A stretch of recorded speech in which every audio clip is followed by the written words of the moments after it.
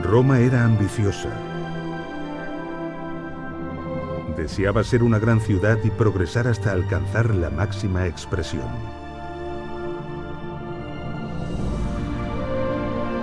Y lo logró con tal éxito y eficacia que sirvió de modelo e inspiración para la fundación del resto de ciudades del imperio.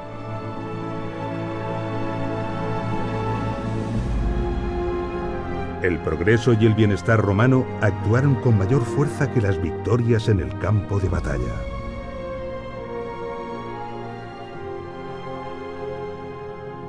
Esta fue, seguramente, el arma de romanización más poderosa que jamás existió.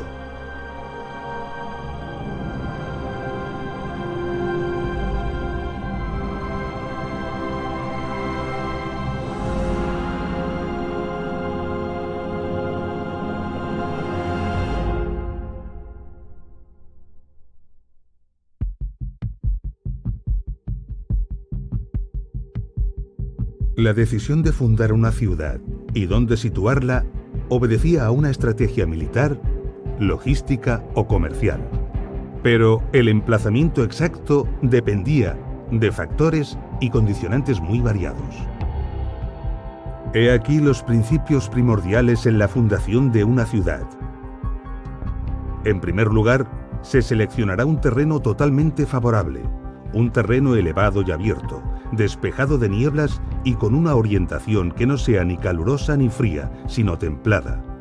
Se evitará además la proximidad a terrenos pantanosos.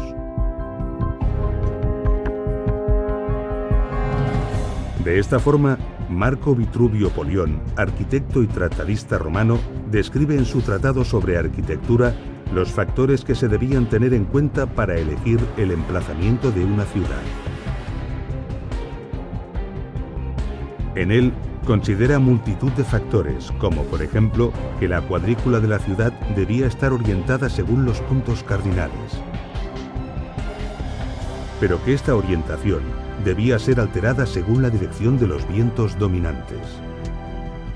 Y así continuaba con muchos detalles, como la orientación respecto al sol, la distribución alternativa de la cuadrícula según fuera una ciudad de interior o de costa, y un largo etcétera.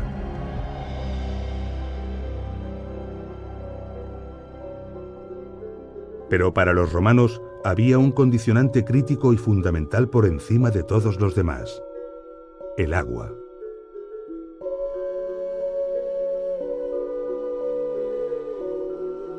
Los romanos sabían que el agua era un elemento fundamental de progreso y bienestar y que debía llegar abundantemente hasta el corazón de la ciudad.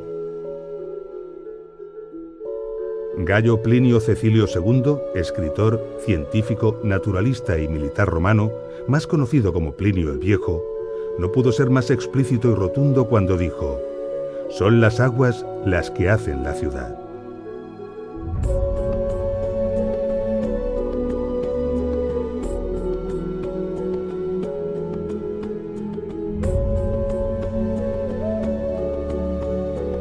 Era inconcebible que una ciudad, por pequeña que fuera, no dispusiera de agua potable y de baños públicos. Pero, ¿dónde encontrar grandes caudales de agua cuya calidad sanitaria estuviera asegurada? Los pozos ofrecían agua de gran calidad, pero de escaso caudal. Los ríos, aunque pudieran ser caudalosos, no ofrecían las garantías sanitarias exigidas por los romanos. Y lo mismo sucedía con los lagos y las presas. El agua de estos lugares podía contaminarse fácilmente. El agua de lluvia podía ser almacenada, pero no para beber, porque el agua retenida acaba siendo fuente de enfermedades. Solo había una solución posible: captar el agua en los ricos y poderosos manantiales de las montañas.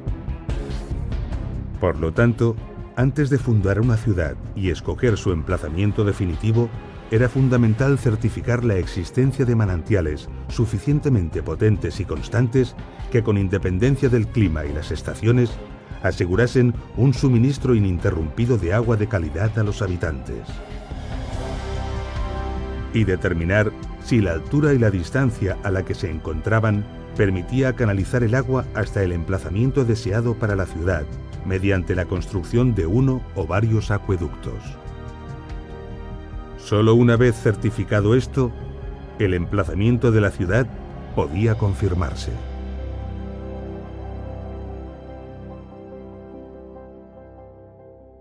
Con el emplazamiento confirmado, se procedía a la delimitación del terreno mediante un ritual que los romanos habían heredado de los etruscos. Un augur confirmaba si el lugar resultaba propicio para los dioses. En cualquier caso, el augur confirmaba un emplazamiento ya escogido por los ingenieros. Luego, se procedía con la inauguratio. En un punto central del espacio elegido se abría una fosa y se introducían en ella ofrendas y tierra del lugar de origen de los fundadores. Después, se marcaba el perímetro de la ciudad con un arado tirado por una yunta de bueyes guiada por un sacerdote. Sobre este perímetro se situaría la muralla defensiva de la ciudad. Después, un mensor calculaba y delimitaba las zonas en el interior de este espacio. Finalmente, un sacerdote oficiaba la consagración mediante un sacrificio en honor de la tríada capitolina, formada por los dioses Júpiter, Juno y Minerva.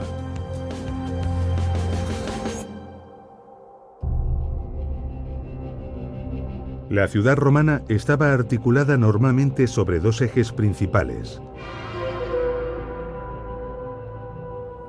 el Cardo o Cardo Maximus, la calle que se orientaba más o menos de norte a sur, y el Decumanus Maximus, la calle perpendicular a esta que atravesaba la ciudad de este a oeste. El trazado del resto de las calles se realizaba en paralelo a ambas, formando manzanas.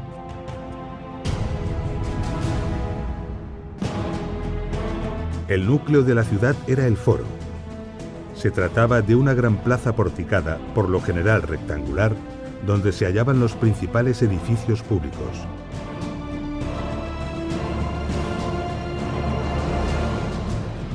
La curia o sede del senado local, las basílicas o edificios civiles donde se celebraban procesos públicos y operaciones comerciales, y los templos, especialmente los consagrados a la tríada capitolina. En las proximidades del foro se encontraban los mercados, y más allá, los edificios públicos dedicados al ocio y a los espectáculos, tales como las termas, el circo, el anfiteatro y el teatro. Este era el modelo ideal de ciudad romana, heredado del modelo hipodámico griego.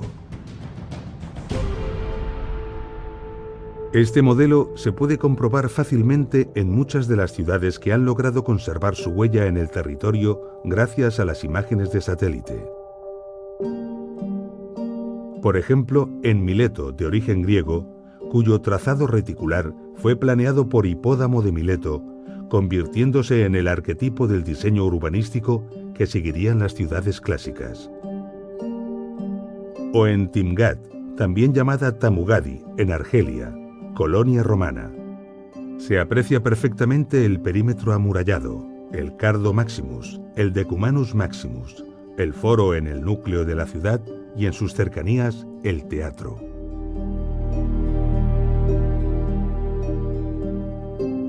Pero el modelo ideal podía ser alterado.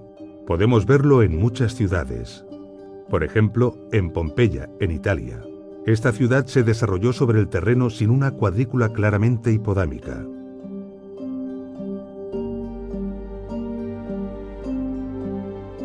También en Palmira, en Siria, de origen nabateo, capital de la reina Zenobia, que finalmente fue conquistada y ampliamente romanizada.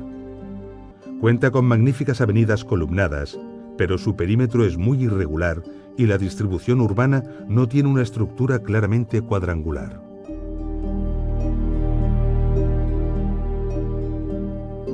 Pero en ocasiones el modelo podía alterarse considerablemente. Cuicul, colonia romana en Argelia, es un buen ejemplo.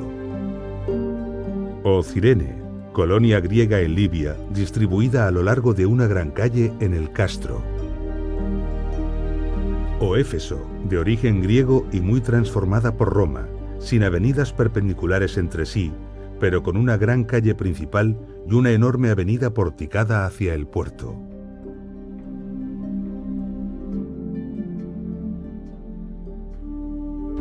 La mayoría de las ciudades romanas eran obras colosales que abarcaban enormes extensiones. Pero a lo largo de 2000 años, todas estas ciudades han sufrido catástrofes naturales, saqueos o destrucciones premeditadas, siendo muchas de ellas prácticamente borradas de nuestro presente. A pesar de ello, importantes restos han logrado perdurar hasta nuestros días.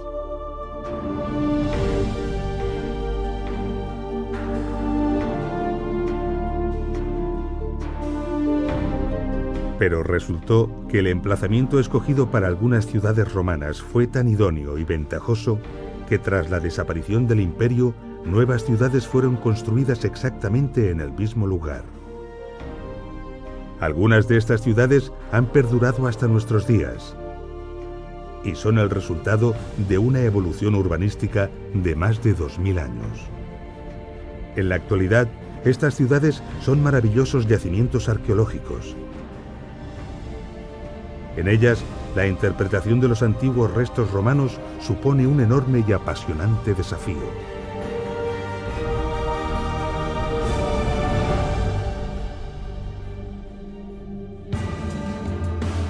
Año 218 a.C. El ejército cartaginés, al mando del general Aníbal Barca, emprende una gran campaña contra Roma. Para ello, decide cruzar Iberia y el sur de la Galia. Su objetivo es atravesar los Alpes para dirigirse directamente a Roma. Para cortar la vía de suministro al ejército cartaginés, Roma decide desembarcar en la antigua Iberia. Era fundamental cortar los suministros y las comunicaciones entre Aníbal y su retaguardia para así aislarlo. Pero para ello debe encontrar un emplazamiento militar estratégico en la costa mediterránea. El general Gneo Cornelio Escipión dirige a las legiones romanas con la misión de encontrar este lugar idóneo. Y lo halla en una elevación costera desde la que se dominaba una bahía propicia para construir un puerto. Allí se levantó un campamento y luego una ciudad. Es la aparición de Tarraco, la puerta de Roma en Hispania.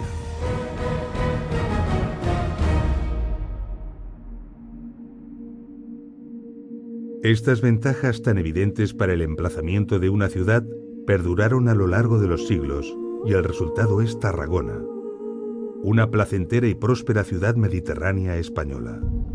Tarragona, que ha heredado su nombre de la antigua Tarraco, es una de esas ciudades modernas levantadas sobre múltiples ciudades antiguas.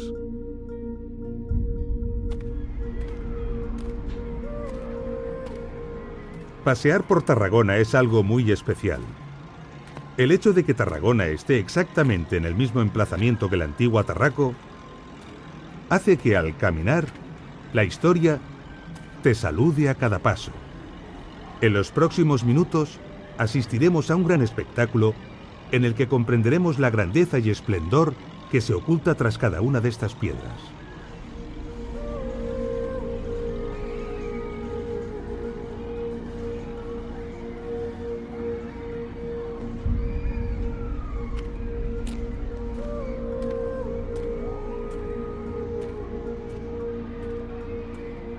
Unas excavaciones arqueológicas en el centro de la ciudad pusieron en evidencia estos restos. Se trata de 2 filas de columnas, con 14 de ellas en cada fila. Restos mejor conservados de otras ciudades permitieron comprender que estos restos corresponden con los de una basílica.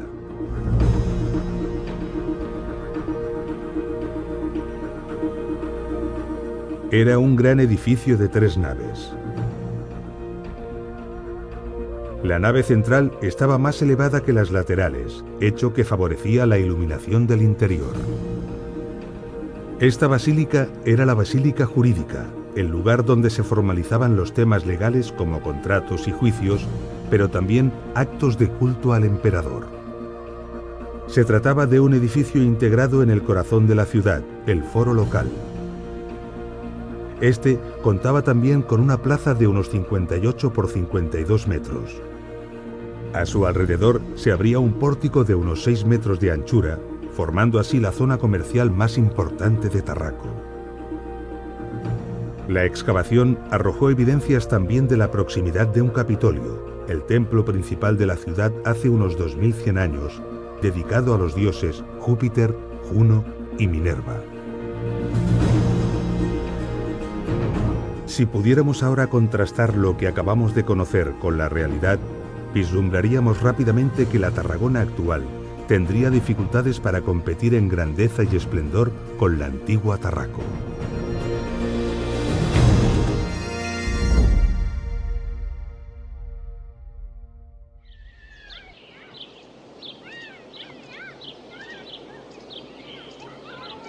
En el norte de Tarragona encontramos un bonito y tranquilo parque llamado Campo de Marte. Es un lugar que nos traslada al pasado y nos ofrece paseos silenciosos y reflexivos. Este parque está situado al pie de las antiguas murallas romanas de Tarraco. Estas murallas son excepcionales por diversas razones. Primero, porque son una de las construcciones romanas más antiguas conservadas fuera de Italia. Segundo, porque a pesar de esta antigüedad, son de las mejor conservadas del mundo. En su diseño, se emplearon en los 3 primeros metros unos megalitos que sirven como refuerzo para los impactos de las máquinas de guerra y también para constituir una excelente cimentación.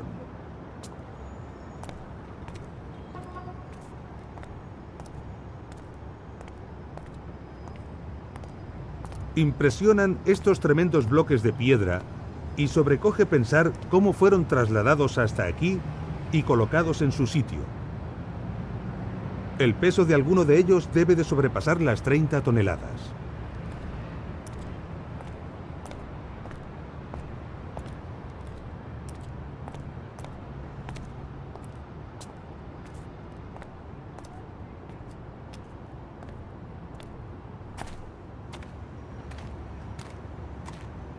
En la parte superior, el diseño contempla una obra de sillares regulares, bien ajustados, unidos en seco y sin mortero. Es el llamado opus quadratum. Muchos de estos sillares presentan marcas incisas que recuerdan obras similares alzadas en Italia.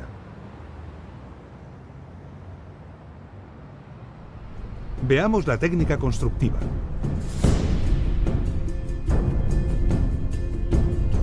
La base de la muralla tiene unos 5 metros de ancho.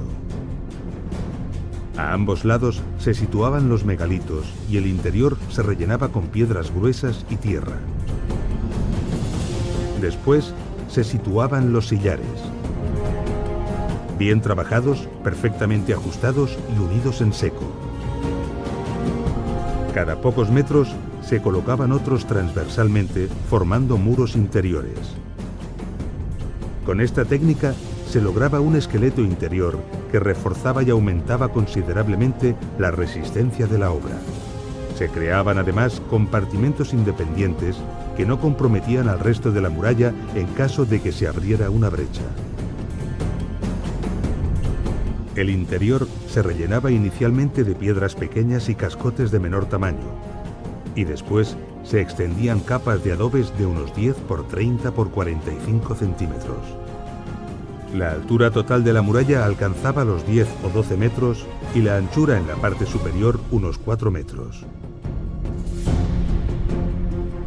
Suficiente para habilitar una zona de vigilancia conocida como paso de ronda.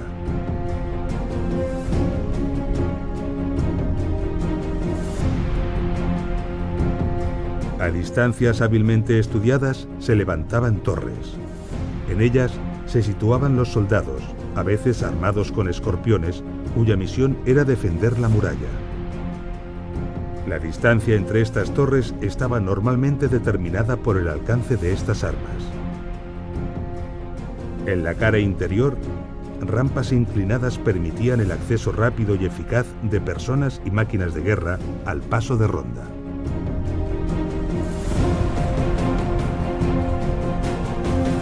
En la actualidad, la parte conservada de la muralla de Tarragona envuelve solo parcialmente el núcleo antiguo, pero en su momento se extendía a lo largo de todo el perímetro de la ciudad, unos 5 kilómetros.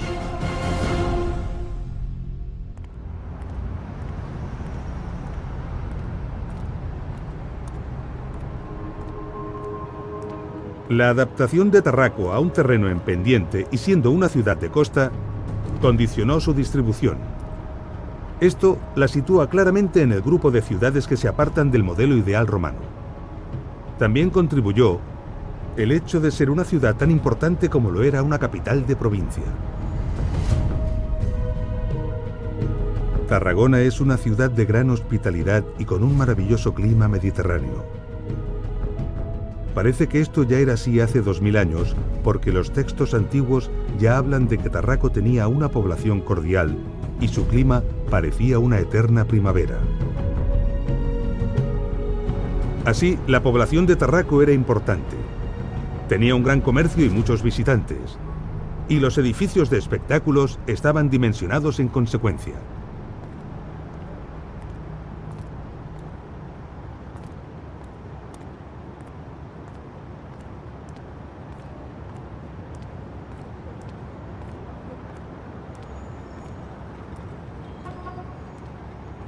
En el extremo oriental de esta calle encontramos hoy restos de la muralla medieval de Tarragona. Este es un sector de la ciudad que ha estado ocupado durante mucho tiempo y hasta la época moderna por fortificaciones militares que han aprovechado los restos romanos. Por fortuna sin malograrlos gravemente. Así que, tras estos muros, tenemos una agradable sorpresa.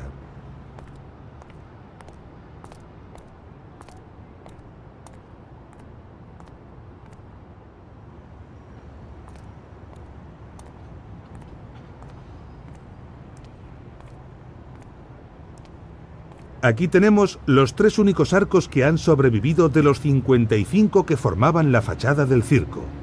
Tienen 7 metros de altura. Realmente impresionantes. Podemos ver que la fachada está construida con sillares trabajados con esmero.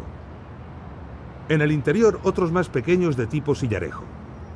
Y las bóvedas vemos que están elaboradas con el famoso hormigón romano.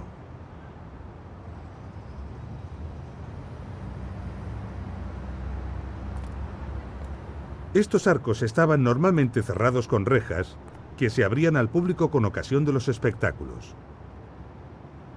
Estos espacios abovedados servían para diferentes usos. Este en concreto tenía unas escalinatas para el acceso a las gradas superiores.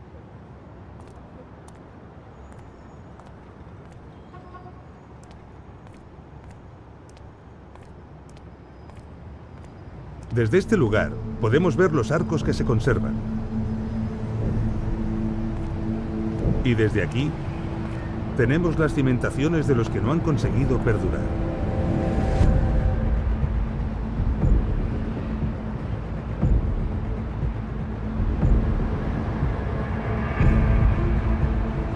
Encontraríamos algunas más de estas cimentaciones si levantásemos esta calle y muchas más debajo de esas casas.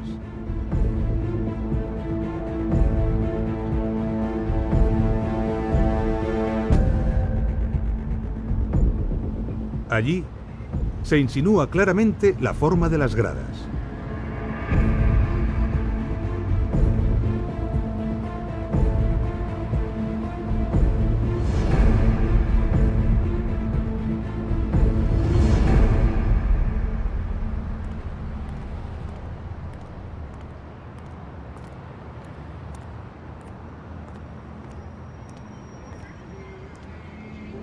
Esta es la Plaza de la Font, una turística y bonita plaza llena de terrazas.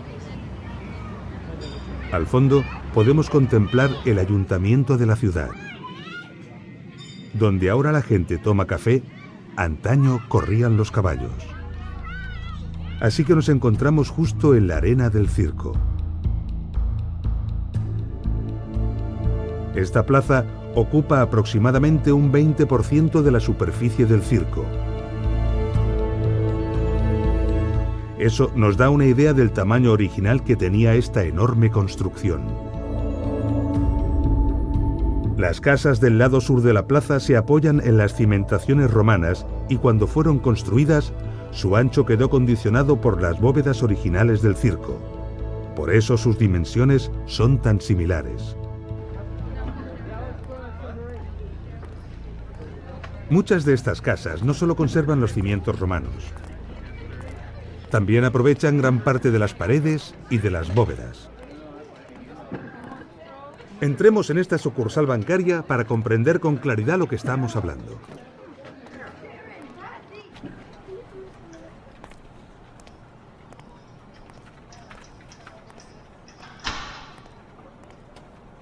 Aquí podemos ver que este local ha heredado el hueco de una bóveda, concretamente la número 28 de la fachada del circo. Con acierto y mucho gusto, esta entidad bancaria tuvo en cuenta todo esto a la hora de plantear su decoración. Y en las paredes han dibujado el perfil de las gradas, didáctico y precioso.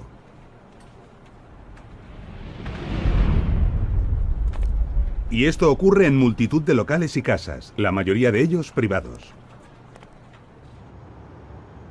Muy cerca, en la llamada Plaza dels Sedassos, otras excavaciones han dejado al descubierto nuevos y esclarecedores restos del circo.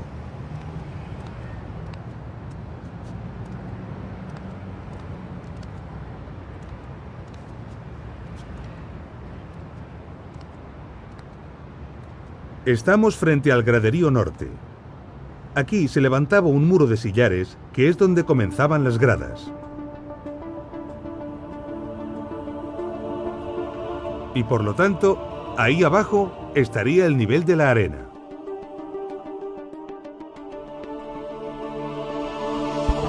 También podemos ver parte de las bóvedas que soportaban las gradas.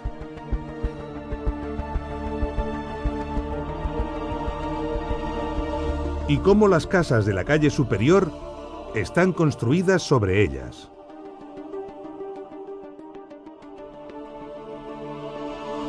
Podemos ver ahora con mayor claridad que nunca cómo las casas aprovechaban las cimentaciones romanas.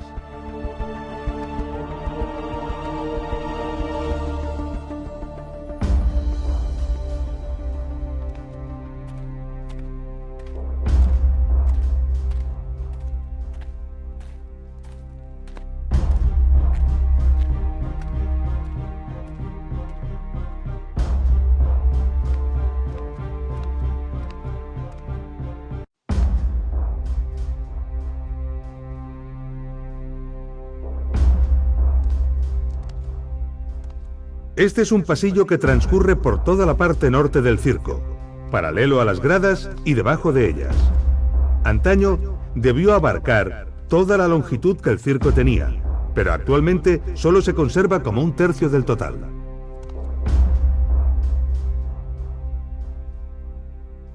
Docenas de estancias aprovechando los espacios de las bóvedas debían de servir de almacén para la operativa y la logística del circo. Podemos observar la gran cantidad de hormigón romano empleado en esta obra. Su solidez era vital, pues debía soportar el peso de miles de espectadores.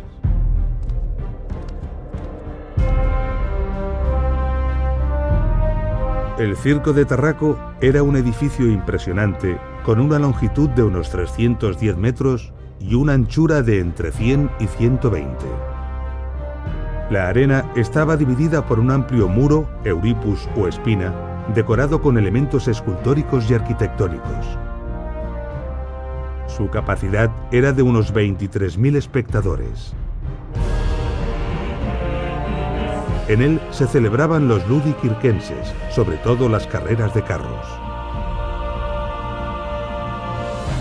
Una gran torre se encontraba en cada extremo del circo.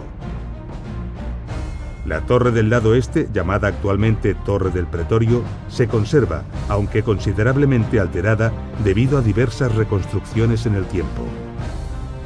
Desde ella, las vistas de la ciudad de Tarragona son imponentes y podemos vislumbrar la grandeza que antaño tuvo que tener el circo romano de Tarraco.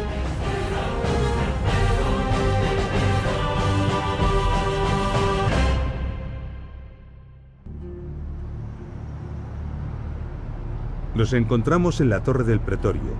Aquí, en su base, tenemos pistas importantes de cómo continuaba la ciudad en la parte superior del circo.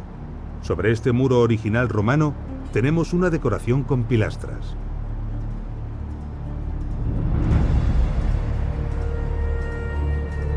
Y aquí, abajo, un indicio de dónde se situaba realmente el nivel de los cimientos.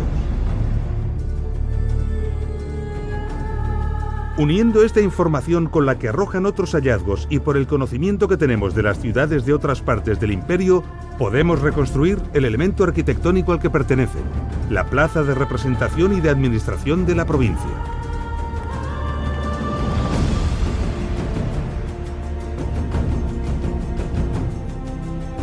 Se trataba de una plaza increíblemente grande.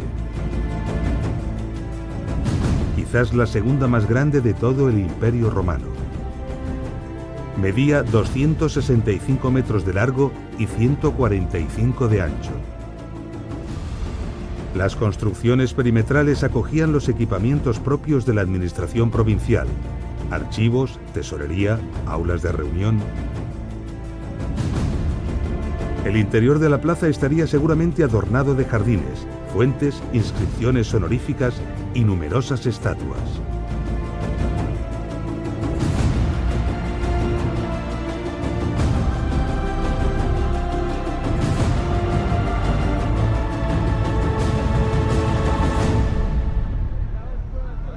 Una escalera monumental se situaba en el lado noreste. Una escalera que coincidía aproximadamente en la misma posición que esta. Hoy en día, estas escaleras dan acceso a esta plaza, donde se encuentra la Catedral de Tarragona. En época de Tarraco, aquí estaba el recinto de culto imperial.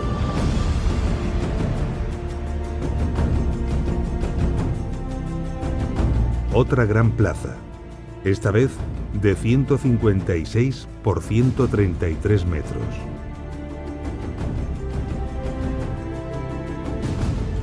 En el centro, coincidiendo aproximadamente con la posición actual de la catedral, se encontraba el templo dedicado al culto del emperador, levantado en honor a Augusto. Ahora podemos tener una imagen bastante precisa de cómo debió de ser la parte alta de Tarraco, lo que constituía la sede monumental del concilio provincial, el área de mayor prestigio de la ciudad. Toda esta área, de más de 18 hectáreas, está ocupada actualmente por el casco antiguo de Tarragona.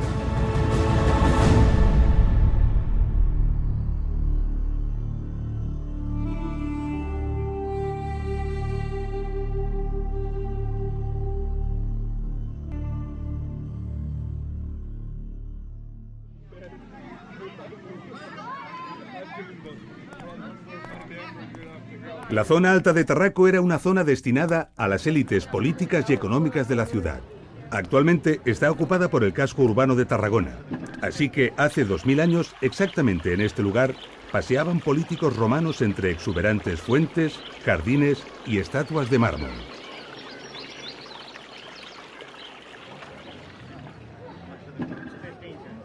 Es imposible no pensar acerca del destino de las enormes y lujosas estructuras que aquí se encontraban.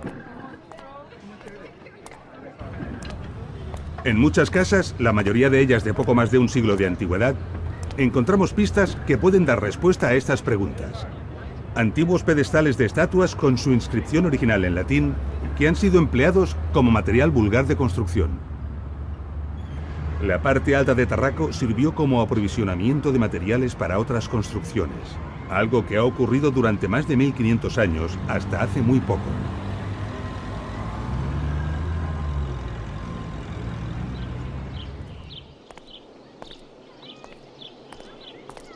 Los restos de Tarraco son tan parciales que se precisan de cuidadosos estudios para ser interpretados, ya que por sí solos no ofrecen una imagen de lo que antaño fueron. Pero hay una bella excepción, el anfiteatro.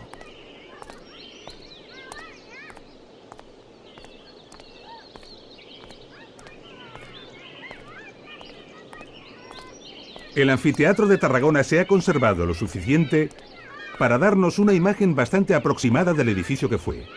A ello han contribuido diversas restauraciones.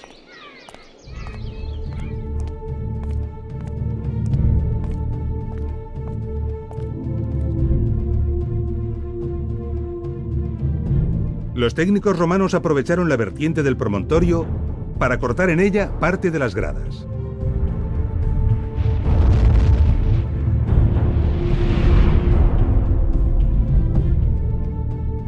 En las zonas donde el terreno no lo permitió, las gradas se levantaron sobre bóvedas. La obra que destaca en la arena son los restos de una basílica del siglo VI y de un templo románico del siglo XII. Tanto la basílica como el templo se levantaron con bloques de piedra del propio anfiteatro. Por lo tanto, estos restos no pertenecen a la obra original.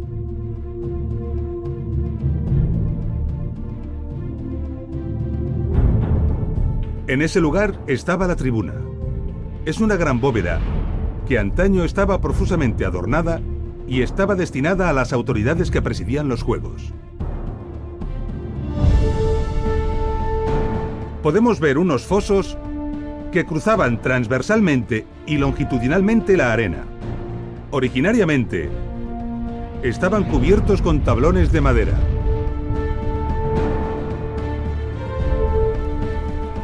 En ellos se encontraban espacios de descanso y de culto donde los gladiadores invocaban a la diosa protectora Némesis.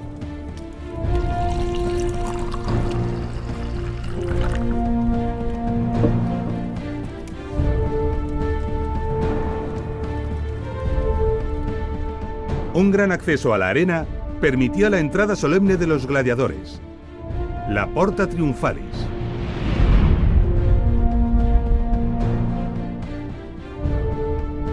Otro, la salida de los vencidos en combate, la Porta Libitinaria.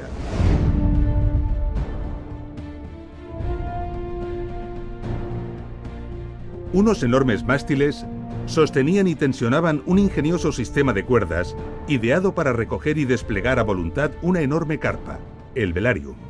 Su misión era proteger a los espectadores del sol en días calurosos. Este anfiteatro tenía una capacidad aproximada de 12.000 espectadores.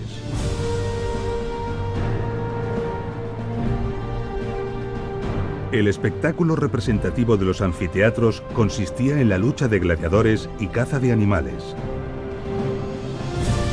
En contraste con la imagen habitual que el cine nos ha ofrecido sobre las luchas a muerte, durante la mayor parte del imperio, ser gladiador era una ocupación lucrativa y duradera. Muchos gladiadores tenían familia y desde luego no perdían la vida en la arena.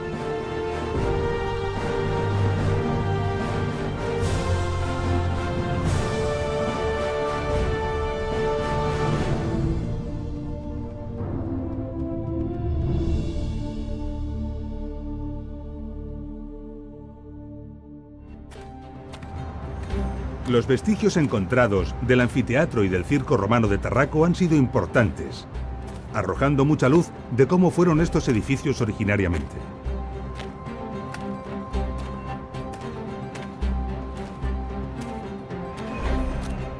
Sin embargo, del Teatro de Tarraco, el edificio de espectáculos que nos queda por ver, solo se ha conservado la cimentación y parte de las 5 primeras gradas. Para poder imaginar cómo fue el Teatro de Tarraco, debemos trasladarnos a otra parte del imperio.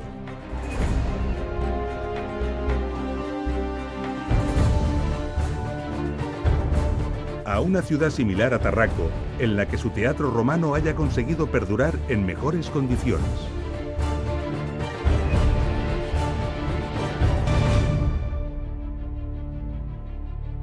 Año 209 a.C. Roma, de la mano del general Escipión, ha conseguido cortar las provisiones a Aníbal, pero solo controla la costa nororiental. El ejército de Escipión es muy inferior numéricamente al ejército del cartaginés Asdrúbal Barca, situado al sur de Hispania, lo que preocupa a Roma y desmoraliza a sus tropas. Pero el general Escipión decide, sin recibir órdenes de Roma e inesperadamente, invadir la Iberia cartaginesa.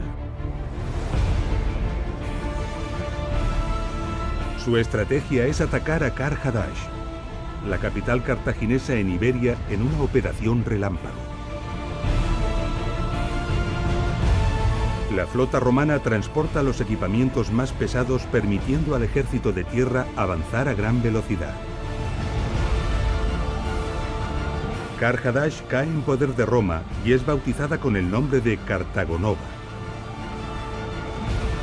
Cartagonova se convertirá en una de las 3 capitales de la Hispania romana, junto a Tarraco y Córdoba.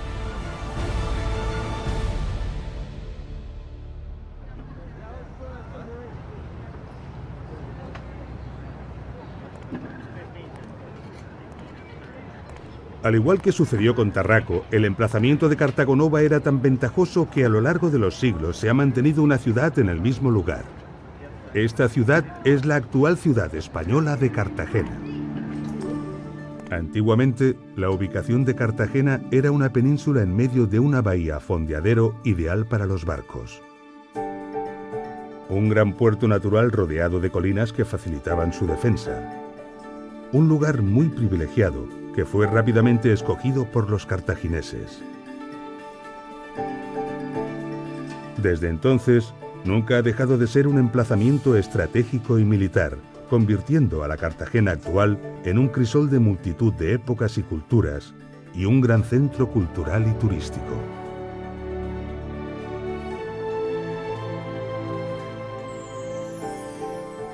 El monumento antiguo más impresionante que la ciudad conserva de todos sus siglos de historia es el Teatro Romano de Cartagonova. Sus restos han sido magistralmente integrados en el tejido urbano de la actual Cartagena, ofreciendo a la ciudad un magnífico espacio museístico. El museo está concebido brillantemente, ofreciendo como última sala de visita el propio teatro.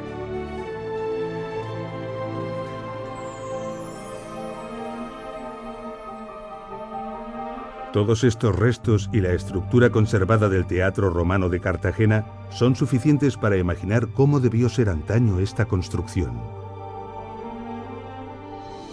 Las representaciones teatrales tenían lugar en el proscenio. A sus pies se encontraba la orquestra, un semicírculo destinado a las autoridades y la orquesta.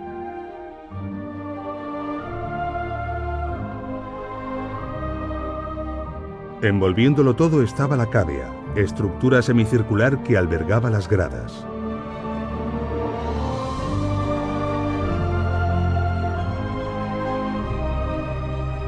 Cerrando el recinto había un espectacular frente escénico compuesto de un doble orden de columnas de mármol de más de 16 metros de altura.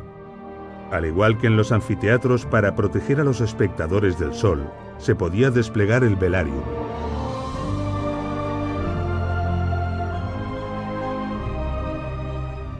Tras el frente escénico había un gran espacio ajardinado. Según Vitruvio, en este lugar se refugiaban los espectadores en caso de lluvias imprevistas y los actores realizaban preparativos. Los teatros romanos eran edificios emblemáticos en los que se representaban obras clásicas y romanas. Su destino principal era, como el de los demás edificios de espectáculos, el ocio ciudadano. En el Teatro Romano de Cartagonova cabían 6.000 espectadores que se situaban en la cavea en un orden establecido según su rango social.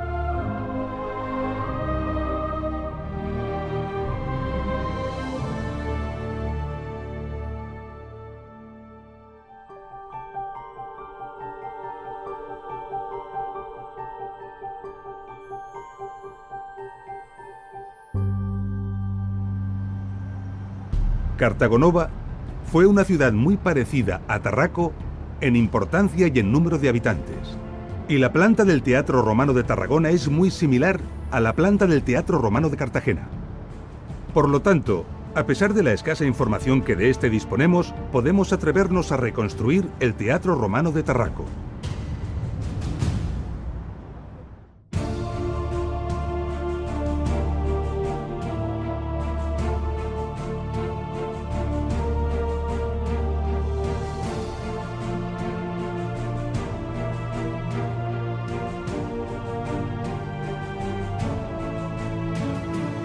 Con la incorporación del teatro, nuestro modelo de la antigua Tarraco se completa sustancialmente, solo faltando el puerto y la ciudad residencial para ser completado.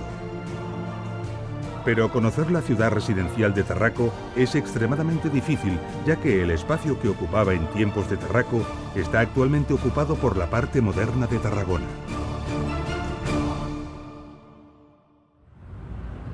Cuando paseamos por la parte residencial y moderna de Tarragona, hay edificios que llaman la atención por su curioso diseño. Aquel edificio, por ejemplo, tiene el parking destinado a los coches elevado y no subterráneo, como es lo habitual.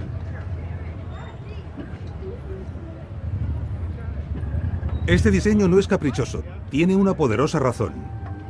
Aquí, bajo el edificio, se encuentran restos de la parte residencial de Tarraco. Restos que aparecieron en las excavaciones realizadas para construir estos edificios y que el ayuntamiento de la ciudad obligó a preservar para su futuro estudio. Son solo cimentaciones, pero todas juntas nos ofrecen una imagen clara. Una imagen de cómo se estructuraba la parte residencial de Tarraco. Calles con aceras, formando manzanas ordenadas a su vez sobre una retícula ortogonal. Ahora podemos ver con claridad cómo se estructuraba la ciudad. Una calle principal atravesándola transversalmente. El foro en el corazón de la ciudad.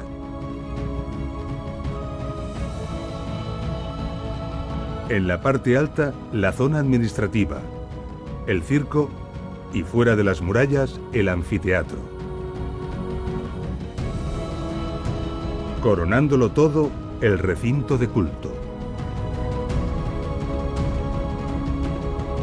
Y en el sur, con toda seguridad, el puerto. Un puerto hipotético basado en el conocimiento adquirido de otras ciudades, ya que hasta la fecha no se han encontrado vestigios que nos indiquen cómo fue realmente el antiguo puerto de Tarraco.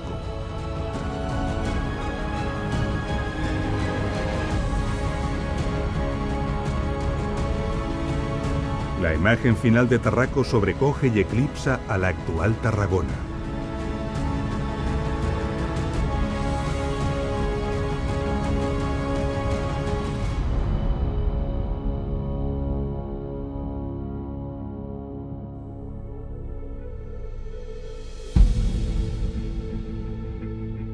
Estamos al final de nuestro episodio.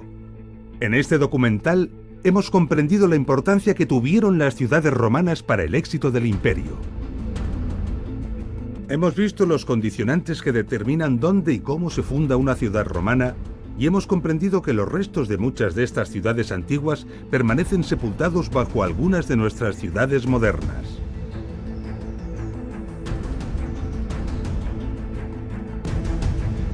Hemos asistido al espectáculo de interpretar los restos antiguos de una ciudad romana y enfrentarlos a una ciudad moderna. De esta forma hemos reconstruido el Gran Teatro Romano de Cartagonova.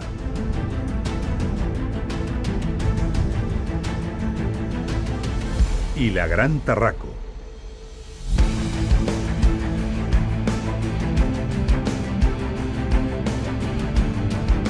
Tarraco era una gran ciudad, pero empequeñece comparada con las ciudades más grandes del imperio. En nuestro próximo episodio viajaremos a algunas de estas ciudades para conocer y comprender muchas de las cosas que nos quedan por ver. Los baños públicos, las casas romanas, los sistemas de alcantarillado, la estructuración del territorio, las villas romanas y, cómo no, la grandiosa Roma. Nos vemos en la segunda parte de Ingeniería Romana Ciudades.